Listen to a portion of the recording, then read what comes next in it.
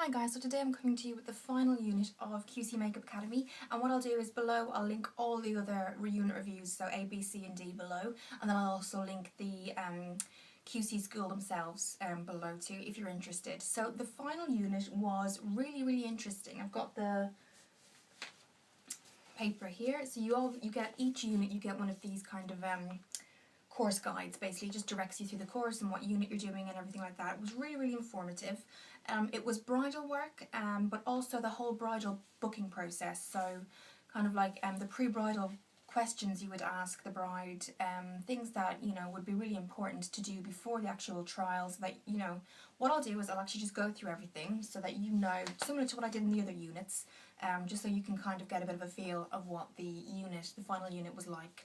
Again, I did the makeup artistry, not the makeup, I know there's a not a pro makeup artistry, I think there's a master makeup artistry which is theatre as well, but I didn't do the theatre makeup because I'm more interested in the freelance, so I want to go into freelancing, so that's why I just did the makeup artistry. So Unit D focused on brides and the process and the booking process and contracts and things like that. So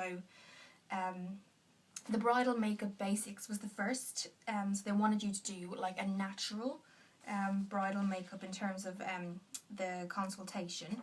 But let's just go to the first assignment, assignment D1, your role on the wedding day. Now this was really important if you're looking to do go into freelance, or you want to work as part of like a bridal shop where they also offer kind of, as well as the dresses, they offer kind of makeup consultations and things like that, which you could be hired for as well. So the first thing was, how does the pre-wedding consultation reassure the bride? So they were asking you to answer these questions. Wedding photography, what are some of the factors that the bride needs to take into consideration, but that hasn't been taken into consideration, but that you have? So the makeup that she wears is very important, and it's linked to the photography, because if she's not wearing the right makeup, the photography and flashes and things like that can just make her either really shiny, really pale. The makeup has to be right, so that's how your knowledge will come in that sense as well. Heirlooms, what does your makeup artistry contribute to lasting memories? So how would it contribute to lasting memories? So for example, again, you might link that back to the photos. You want the makeup to be elegant and classic, so that in 10 or 15 years time she can look back at the albums and say, I still, even if times have changed, trends have changed, she still feels she looks amazing, that kind of thing. Timing. Understanding the process in advance of the wedding ceremony helps things to flow smoothly. What are some of the details to take into consideration regarding timing on a wedding day? So that is really important, because if the wedding starts at 2 o'clock and you arrive at 12 and you've got 4 bridesmaids and a bride and the mother of the bride, that's not going to be any good at all. So what you need to do, and that's really important about the pre-trial, is that if you have 4 bridesmaids, you need to set a time for each bridesmaid and then the bride, who will usually have a bit more. So for example, half an hour per bridesmaid and maybe 45 minutes for the bride and the mother of the bride, that kind of thing. So what that is asking you to do is just correctly time yourself and make sure you have a plan, make sure you turn up early, and make sure that you accurately talk to the bride about the time, so that you're both comfortable and there's no rush and she can still enjoy the day, that kind of thing. And then there was, after that assignment, you needed to do like a virtual consultation. So that was D2, the bridal consultation. So it was a multiple choice quiz, and you had 4 questions to answer, but they were all multiple choice answers. So I'll read you one of the questions, I won't go into them all. So for question 2, for example, a makeup test in advance of the wedding day is helpful because, and you had 4 possible answers, and obviously most of them were wrong and 1 was right, so you had to choose that one. So A, you would like to try out a few ideas. B, you would like to see the bride's house. C, you want to make sure the bride is happy with the look that you've created. Or D, you need to have a good look at the bride. So it's, obviously you would choose the right answer, and it was 4 of those similar questions, and that was D2. Then D3 was bridal makeup, a virtual consultation. So you could choose this for yourself, or you could choose a family or friend who would be your model. So you needed your digital camera, you needed a printout of the blank client card, which you can download from the online centre, a friend or relative to be your model, Make sure that she was wearing a white shirt, it said, so it can reflect obviously the best possible way the natural makeup look you're doing. Your makeup brushes, your makeup kit, and a model feedback form that you need to get your friends or relatives to sign to feedback, and it's just basically how they felt the consultation went. So you take a picture of the model before, no makeup on, obviously cleansed and moisturised, and then you took a picture afterwards, and then you uploaded that onto the student centre. And they were looking for a very natural look there as well. Then D4 was the look is trendy, and what they mean was they wanted to staying in line with the bridal makeup. They wanted to take it into a bit of a more nighttime look. So for example, I did a very fresh kind of golden smoky eye for the daytime, very light, so it wasn't too intense. And then as we went into night, I kind of switched it up a bit, made it a bit more smokier, made it a bit darker, contoured a little bit further, so she looked a bit more defined.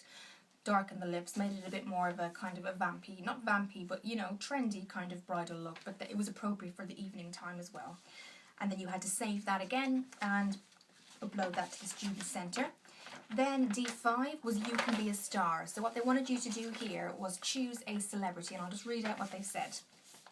It says, you may have a favourite movie star or media personality that you really admire. Perhaps there's a model or Hollywood icon whose look you've always found interesting. In this assignment, you can indulge your fantasies and recreate yourself as the star performer or iconic personality that you admire so much.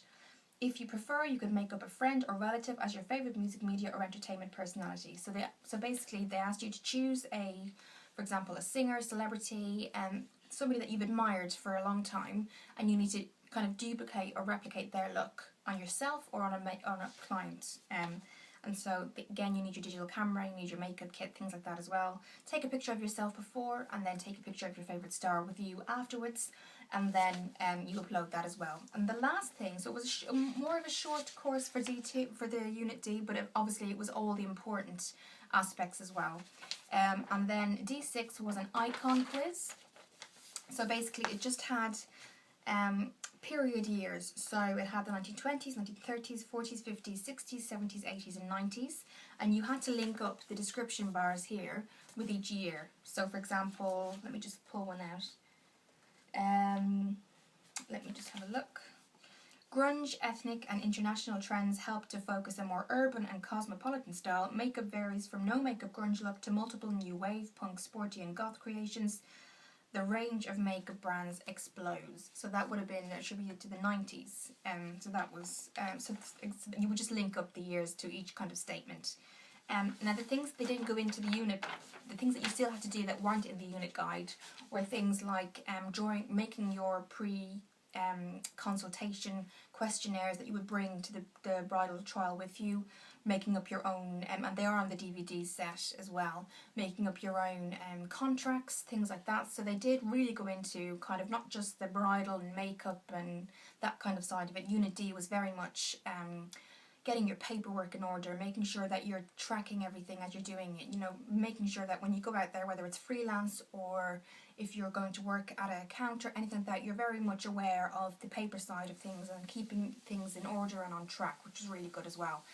All in all, as kind of a roundup and a final thought, I think QC Makeup Academy has to be probably the best makeup artistry school that I have experienced. I did try for a year the Robert Jones Makeup Academy online, and I did find it useful, and I thought that his kind of tricks and ideas were very good. However, there was no side which I kind of which I felt lacked kind of the business side, or you want to get out there and do it yourself. What is the paperwork I need? What, you know, in some states in America you need licenses. There's certain things that they just didn't go into that I felt QC covered all around. For example, in Unit A it was all about what's your 5-year plan, and what is your plans for doing this course? Why are you doing this course? Are you going to set up a website? So it was very much making sure that you were in control from the very beginning, and then they went into glamour looks and they went into all of the makeup, but they made sure that you kind of had a strategic plan, you knew where you were going, and it was very informative. I found the makeup course really, really informative, really helpful to me, beneficial. It made me strengthen my makeup skills. It got me out there a bit more. I started to do business cards. I started to get kind of business in my local area, and also then salons got to know me and things like that. So even though I'm still freelancing, people know my name, they know what I do, they've seen me do what I do best, which is makeup. You know, I've done a couple of weddings now. All of those things I wouldn't have done if I hadn't have done QC Makeup Academy. Again, I will link it below. I think it's a really good opportunity, and it's not just to stress. It's not just for a certain age group. Any woman who wants to change her career at any stage can do this. It's online. You do it in your own time. There's no time limit that you have to do it in. Nothing like that. You're not under pressure as such. So if you're, you know, straight out of school and you know you want to do makeup but you can't go to school full time, this is perfect. But also, if you're like me, changing your career and you want to go into makeup artistry, it also is it's a perfect solution too. So I do think that they're definitely worth a look at if you want to do makeup artistry and you want to get a qualification. That's not to say either that you need a qualification. If you're self-taught like I was before I did this, that's absolutely fine. You go out and you kind of you play on your own strengths, which is makeup artistry. You have a talent for it, so go out and do it. But if you are looking for that kind of qualification and you don't have the time to go to school or anything like that, I would highly, highly recommend QC Makeup Academy. Just a short kind of Unit D summary. Again, I will link all of the units below. There was 4 units, A, B, C and D. They'll all be linked below, and also I will link below the address to the web address to QC Makeup Academy as well. They are here on YouTube too, so they also always have like nice little tips and kind of makeup tricks. And I think they've just recently just got an airbrushing course as well, so that'll be interesting. So yes, I will, obviously when the certificate comes and everything like that, I think it takes 2 to 5 weeks, so I will let you know when that comes. I'll do a video on it. But again, everything will be linked below. Thank you for watching the video, and I'll see you in the next one.